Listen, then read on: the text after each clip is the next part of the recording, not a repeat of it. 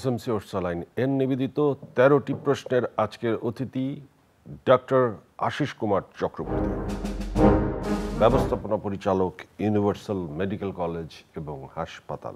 মানুষকে এই ব্যাপারে উৎসাহিত করা যে ৬ মাসে একবার বা ৩ মাসে একবার একটি বয়সের পর যে রক্ত পরীক্ষা একদম আবশ্যক, এটি কিভাবে করা যায় বা এটার প্রক্রিয়া কি বলে আপনি মনে করেন? অত্যন্ত গুরুত্বপূর্ণ একটি বিষয়, যেটি আমরা প্রিভেন্টিভ মেডিসিন বলে থাকি। যে মানুষ অসুস্থ হয়ে হাসপাতালে আসে, বুকে ব্যথা নিয়ে আসে, হার্ট অ্যাটাক করে, কিংবা কিডনি ফেলিওর নিয়ে আসে, ডায়ালাইসিস করে, কিংবা শ্বাসকষ্ট নিয়ে আসে, আইসিইউতে ভেন্টিলেটরে চলে যায়। আমরা আসলে এরকম রোগীকে এন্টারটেইন করতে চাই না। আমরা বরং এটিই চাই যে আপনি যে কথাটি বলেছেন, যে রোগী আসবে স্বপ্রণোদিত হয়ে চিকিৎসা করতে আসবে, টেস্ট করতে আসবে, তার স্বাস্থ্য সচেতন হবে, খাদ্যাভ্যাসের নিয়ম গড়ে তুলবে, লাইফস্টাইল মডিফিকেশন করবে এবং বছরে কমপক্ষে 2 বার হেলথ চেক আপ করবে। সেটি হচ্ছে সাধারণ মানুষের কথা। কিন্তু যদি কেউ এরকম হয়ে থাকে, known case of diabetes, hypertension বা উচ্চ রক্তচাপ, তার ফ্যামিলিয়াল হিস্ট্রি আছে ইসকেমিক হার্ট ডিজিজ বা হৃদরোগের, কিংবা ক্যান্সারের, কিংবা ব্রঙ্কিয়াল অ্যাজমা সহ আরও কিছু জেনেটিক ডিজিজ রয়েছে, মানুষ মনে করে, আমরা যখন ডাক্তাররা রুগীকে বলি যে আপনি টেস্টগুলি করেন, বেশিরভাগ রুগী মনে করে যে ডাক্তাররা বোধহয় এমনিতেই টেস্ট লেখে। তো যখন কোনো একটি পরিবারে দুর্ঘটনা ঘটে, খুব প্রিয়জনের আকস্মিক মৃত্যু হয়ে যায় বা একটা বড় অসুখে পড়ে যায়, তখন হয়তো তারা রিয়েলাইজ করতে পারে। তো এটির জন্য অন্যতম কারণ হচ্ছে পকেট থেকে টাকা খরচ, আলসেমি, সচেতনতার অভাব, সবই, এবং ভয়ও আছে কিছুটা। মানুষ মনে করে যে আমি করলাম, ভালোই তো আছি, কোনো কারণে যদি একটা খারাপ অসুখ বের হয় তখন কি হবে? আমরা যে বলি মানুষ আকস্মিকভাবে মৃত্যুবরণ করলো, স্ট্রোক বা হার্ট অ্যাটাক, এটা কি আসলে আকস্মিকভাবে হয় নাকি রক্ত পরীক্ষা করলে আসলে এর সিমটম অনেক আগে থেকেই বোঝা যায়? আকস্মিক বা সাডেন কার্ডিয়াক ডেথ সারা পৃথিবীতে আছে। এটা একেবারে বারাক ওবামাও সাডেন ডেথ হতে পারে, আপনি আমিও তার বাইরে নই। কিন্তু আমরা অ্যালার্মগুলি বের করতে পারি। যেমন একটু আগে আমরা প্রোগ্রামের আগে কিন্তু কোলেস্টেরলের রিপোর্ট নিয়ে কথা বলছিলাম, যে টিজি অনেক হাই, এলডিএল বা লো ডেন্সিটি লাইপোপ্রোটিন যেটি রয়েছে সেটি হাই। আমরা বলছিলাম যে একটা ইটিটি করলে বোঝা যাবে যে ইটিটি রিপোর্ট পজিটিভ বা নেগেটিভ আসে। যখন পজিটিভ আসে ট্রেডমিল টেস্ট, তখন আমরা ধরে নিই যে তার হার্টে কোনো ব্লক থাকতে পারে, এগুলো একটা সম্ভাবনা। এটাকে কনফার্ম করি আমরা হচ্ছে by coronary angiogram. Coronary angiogram করলে বোঝা যাবে তার হার্টে কতটুকু ব্লক আছে, সেটির জন্য রিং লাগবে নাকি বাইপাস লাগবে, সেটি কিন্তু বের হয়ে যাবে। কিন্তু যে মানুষটি এই পরীক্ষাগুলি করেনি বা মানে একটি মানুষের আকস্মিক হার্ট অ্যাটাক বা স্ট্রোকে মৃত্যু হলে ধরেই নিতে হবে যে তার কোলেস্টেরল লেভেল হাই ছিল, এমন তো না তার কোনো একটা রিস্ক ফ্যাক্টর ছিল। সেটা শুধু যে কোলেস্টেরল বেশি ছিল তা না, তার হাইপারটেনশন মানে উচ্চ রক্তচাপ আনকন্ট্রোল ছিল, ডায়াবেটিসও তো আনকন্ট্রোল ছিল। আপনি যে কোলেস্টেরলের কথা বলছেন সেগুলি হয়তো ডিসলিপিডেমিয়া বলি আমরা, যে রক্তে যে মাত্রা থাকার কথা। মানে এই তিনটা বিষয় তো মেইন, হাইপারটেনশন, ডায়াবেটিস এবং স্মোকিং আছে, স্মোকিং একটা ফ্যাক্টর, ওবেসিটি বা অতি স্থূলকায় মানুষ এটা একটা ফ্যাক্টর, লাইফস্টাইল একটা ফ্যাক্টর, ফ্যামিলি হিস্ট্রি একটা ফ্যাক্টর, তারপর কান্ট্রি ওয়াইজ কিছু কিছু ডিজিজ থাকে সেগুলো একটা ফ্যাক্টর। যেমন এশিয়ানরা প্রচুর রাইস ইটার, এই জন্য তাদের টিজি বেশি হয়। রাইসের তো অনেক গুণগত মানও আছে, একদম কার্বোহাইড্রেট যারা ছেড়ে দেয়, পরিমাণ, এখানে পরিমাণ একটা ফ্যাক্টর। এখন কার্বোহাইড্রেট আমার সারাদিনে সুষম খাবার হিসেবে কার্বোহাইড্রেটের অবশ্যই প্রয়োজন আছে। ইভেন কোলেস্টেরল ফ্রি বলে যে তেলের বিজ্ঞাপন দেখি আমরা, আসলে কিন্তু কোলেস্টেরলও আমার দরকার আছে। আদারওয়াইজ তো আপনি ব্লাড টেস্ট করলে কোলেস্টেরল রিপোর্ট 0 আসার কথা, তো রেঞ্জ আসে কেন? অর্থাৎ কোলেস্টেরলও বডিতে দরকার আছে মেটাবলিজমের জন্য। সো প্রত্যেকটাই পরিমিত হতে হবে। আপনি যে বললেন যে ফুসফুসের প্রদাহ নিয়ে আসার পরে লাইফ সাপোর্ট বা ভেন্টিলেশনে দেওয়া হয়, ফুসফুসের সমস্যাটা আসলে কি সমস্যা? অ্যাজমার অ্যাকিউট অ্যাটাক হয়, আমরা এটাকে অ্যাকিউট এক্সারবেশন অফ সিওপিডি বলে থাকি, যে ক্রনিক অবস্ট্রাকটিভ পালমোনারি ডিজিজ। দীর্ঘদিন ধরে যেসব রোগীর অ্যাজমা থাকে বা যাদের স্মোকিং এর কারণে যে ফুসফুসের নালীগুলি একদম, আমরা তো বড় প্রথমে শ্বাস নিচ্ছি, তারপর ব্রঙ্কাস থাকছে, তারপর এটা লাংস 2 ভাগ হয়ে যাচ্ছে, আস্তে আস্তে শিরা উপশিরার মতো চিকন হয়ে যাচ্ছে রক্ত, মানে শ্বাসনালীগুলি একদম অ্যালভিওলাই পর্যন্ত যাচ্ছে। এখন এই পথগুলি যখন বাধাগ্রস্ত হয় বা ন্যারো হয়ে যায়, তখনই কিন্তু আমাদের অপটিমাম লেভেলের অক্সিজেন পৌঁছতে পারে না, তখনই ক্রাইসিস হয়, শ্বাসকষ্ট হয়। সব রোগীকে যে ভেন্টিলেটর দেওয়া হয় তা না, রাইট টাইমে যদি পৌঁছতে পারে তাকে ইমার্জেন্সি ম্যানেজমেন্ট দিলে হয়তো অ্যাকিউট ফেজটা আমরা মোকাবেলা করতে পারি। কিন্তু কখনো কখনো টাইপ 2 রেসপিরেটরি ফেলিউর নিয়ে যায়, তো তার রক্তে যে আমরা পরীক্ষা করে দেখি, এবিজি পরীক্ষা বলি এটাকে, আর্টেরিয়াল ব্লাড গ্যাস অ্যানালাইসিস, যেখানে অক্সিজেন কার্বন ডাইঅক্সাইডের মাত্রা বোঝা যায়, তখন সেটিকে কার্বন ডাইঅক্সাইড দেখা গেল অনেক বেড়ে গেল, তাকে ওয়াশ আউট করার জন্য হয়তো তখন ventilator is the most scientific way. এছাড়া তার চিকিৎসার জন্য কি মেডিসিনই যথেষ্ট নাকি অন্য কোনো কিছু আছে? সেটাও লাইফস্টাইল একটা ব্যাপার আছে। এখন ধরেন বেশিরভাগ লোক কি হয় যে ধরেন কেউ যদি তাকে অ্যাডভাইস করা হয় স্প্রে বা ইনহেলার, কিন্তু দেখা যায় বেশিরভাগ লোক ইউজ করতে পারে না, এবং মোস্ট অফ দ্য পিপল একদম শিক্ষিত মানুষও স্প্রেটা নিল ঠিকই, তারপর গিলে ফেলে। আসলে এটা কিন্তু গিলা যাবে না, গলায় আটকে রাখতে হয় না, এটাকে শ্বাসনালীর মতো যারা মুখটাকে বন্ধ করে শ্বাস নিতে হবে ভিতরে। আমার টার্গেট কি, এটা লাংসে যেতে হবে, নট ইন স্টমাক। আমার মতো আপনারাও জানেন ডায়রিয়া সহ যে কোনো পানি শূন্যতায় আমার আস্থা এসএমসি রোড স্যালাইন। কেনার সময় প্যাকের গায়ে এসএমসির লোগো দেখে কিনবেন। এসএমসির ওরসালাইন।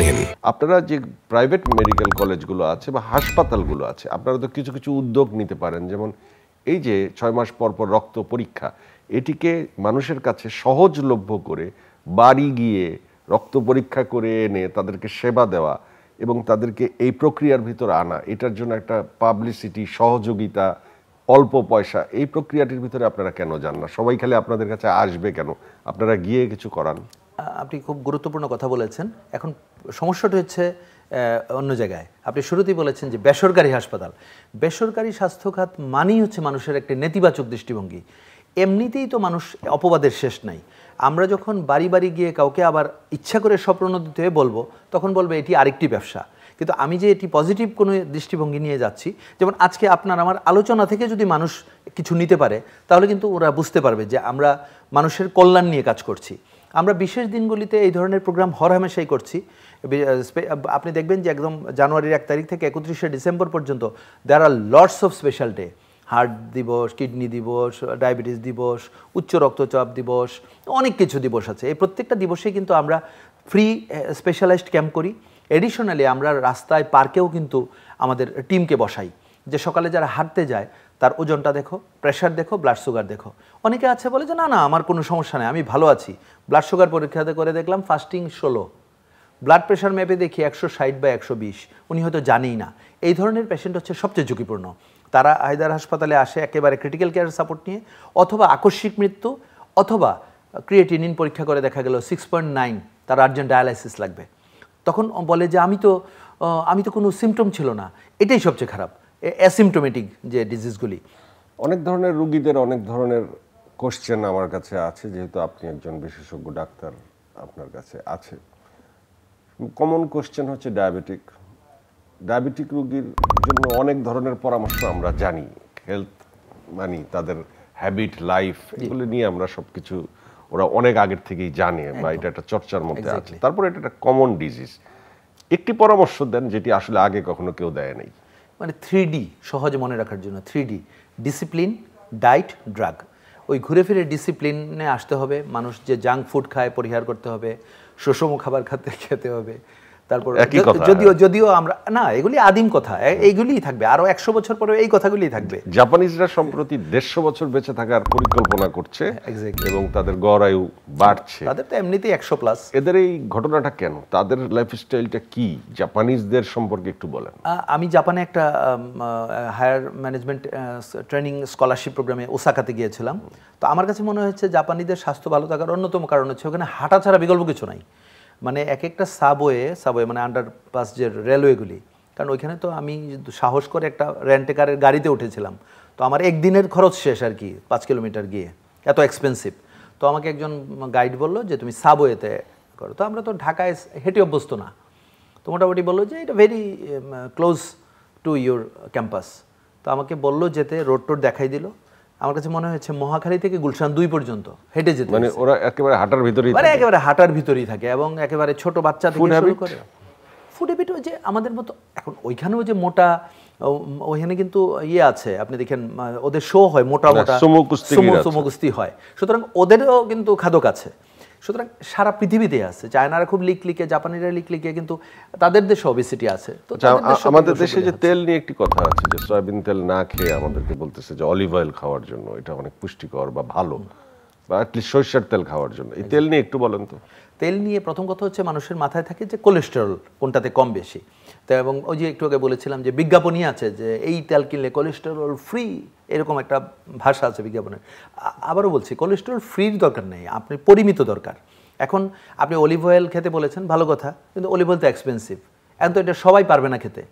আরও সানফ্লাওয়ার খায় অনেকে, যাদের আর্থিকভাবে যারা সচ্ছল, মানে ধরেন আর্থিকভাবে যারা সচ্ছল, এই সানফ্লাওয়ার বা অলিভ অয়েল খেলে কি আসলে উপকারটা বেশি হয় অন্য তেলের থেকে? উপকার ধারণা করা হয়, বিজ্ঞাপন দেখে আমরা হয়তো আকৃষ্ট হই, বা এদের যে ইনগ্রেডিয়েন্টসগুলি থাকে মনে হয় যে এগুলি বোধহয় স্বাস্থ্যসম্মত, সেগুলি একটা কারণ হতে পারে। আমি ফুড এক্সপার্ট না, সো আমি খুব ভালো বলতে পারবো না, তবে বিজ্ঞাপনের ভাষা তাই বলে যে আমরা যে মিনারেল ওয়াটারগুলো পান করি সেগুলো কি যথার্থ নাকি যথার্থ না? কারণ ইভিয়ান একটি মিনারেল ওয়াটার আছে যেটাকে বলা হয় ওয়ার্ল্ড স্ট্যান্ডার্ড, সব ইনগ্রিডিয়েন্টস লেখা, অনেকে দেখি বিদেশ থেকে আসলে এটা কিনে, রাইট, অনেক এক্সপেন্সিভ, মানে ধনাঢ্য ব্যক্তিরা ইভিয়ানই খায়।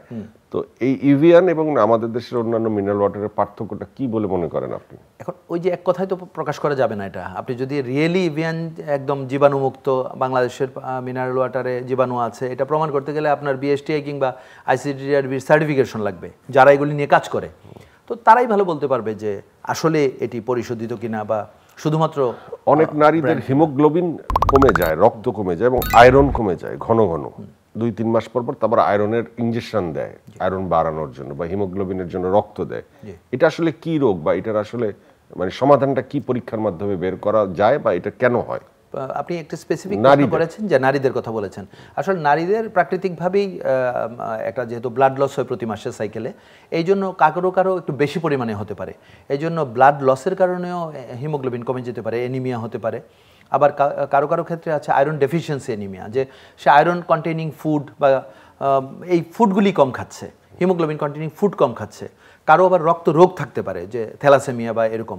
এখন সপ্তাহে বা মাসে ইনজেকশন দিল, এটি কিন্তু একমাত্র চিকিৎসা না, এটি হচ্ছে আমি তার রক্তের ঘাটতি পূরণ করলাম। যে হিমোগ্লোবিন মেয়েদের একটু কম থাকে, 11 থেকে 13 পয়েন্ট সামথিং, আবার ছেলেদের আপ টু 15 পর্যন্ত। তো এখন কথা হচ্ছে যে হিমোগ্লোবিন কমে গেলে আমি যখন রিপোর্ট পাচ্ছি, আমরা পেরিফেরাল ব্লাড ফিল্ম বলে একটি পরীক্ষা আছে, সেখানে কিছু কারণ উল্লেখ করা থাকে যে এটি কি নিছক ব্লাড লসের কারণে হচ্ছে, নাকি আয়রন ডেফিসিয়েন্সি অ্যানিমিয়ার কারণে হচ্ছে, নাকি কোনো ম্যালিগন্যান্ট ডিজিজের কারণে হতে পারে। ক্যামেরার পিছনে কেউ নেই, আপনি আমাদের উদ্দেশ্যে আবারও কিছু কথা বলেন যে কথাগুলো আমাদের কাছে স্মরণীয় হয়ে থাকবে। 13টি প্রশ্নের যারা দর্শক তাদের উদ্দেশ্যে বলছি, আমি একজন বেসিক্যালি চিকিৎসক, তারপরে হচ্ছে আমি একটি ইউনিভার্সাল মেডিকেল কলেজ হসপিটালের ম্যানেজিং ডিরেক্টর। আমি খুব গর্বিত এই অনুষ্ঠানটিতে আসি, যে অনুষ্ঠানটি ব্যাপক দর্শকরা দেখে থাকেন। আজকের আলোচনা থেকে যে জিনিসটি এসছে যে আপনারা স্বাস্থ্য সচেতন হবেন, আপনারা নিয়মিত হেলথ চেক আপ করবেন। আমরা চাই না যে আপনারা কেউ বিনা চিকিৎসায় এই পৃথিবী থেকে চলে যান, সেই তার সামর্থ্য থাকুক আর না থাকুক। আমরা চাই প্রতিটি মানুষ সুস্থ থাকুক, যাদের সামর্থ্য একটু কম রয়েছে, কিংবা আমি যদি ওইভাবে বলি যে নিম্নবিত্ত বা লেস দেন দ্যাট, তাদের জন্য সরকারি অনেক বড় বড় হাসপাতাল রয়েছে, সেখানেও উন্নত চিকিৎসা সেবা রয়েছে। আমরা ইউনিভার্সাল মেডিকেল সবসময় গর্ব করি, বলি যে আমরা মধ্যবিত্ত এবং উচ্চ মধ্যবিত্তের জন্যই করেছি। আর আরও কিছু 5 স্টার হসপিটাল আছে যারা একেবারে সমাজের উচ্চতলার মানুষের জন্য করেছে। তারপরেও মানুষ বিদেশ যাবে, এই প্রশ্নের সম্মুখীন হতেই হবে সারা জীবন। কারণ এখান থেকে যারা ইন্ডিয়া যায়, ইন্ডিয়ারা সিঙ্গাপুর যায়, সিঙ্গাপুরেরা লন্ডন যায়, লন্ডনের রোগী আমেরিকা যায়, এটা চলতেই থাকবে। সুতরাং আমরা চিকিৎসক হয়েছে আপনাদের জন্য, আপনাদের স্বাস্থ্যের যত্নের জন্যই চিকিৎসক বা আমাদের যে হাসপাতালগুলি রয়েছে, কোটি কোটি টাকার বিনিয়োগ রয়েছে। সুতরাং আমরা চাই না কখনোই বুকে ব্যথা নিয়ে আপনারা অবহেলা করুন। বুকে ব্যথায় অবহেলা নয়, দ্রুততম সময়ের মধ্যে একটি কার্ডিয়াক হাসপাতালে যেতে হবে, যেখানে সকল আয়োজন রয়েছে।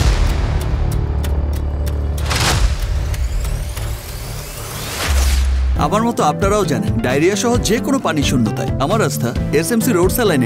কেনার সময় প্যাকের গায়ে এসএমসির লোগো দেখে কিনবেন। এসএমসির ওরসালাইন।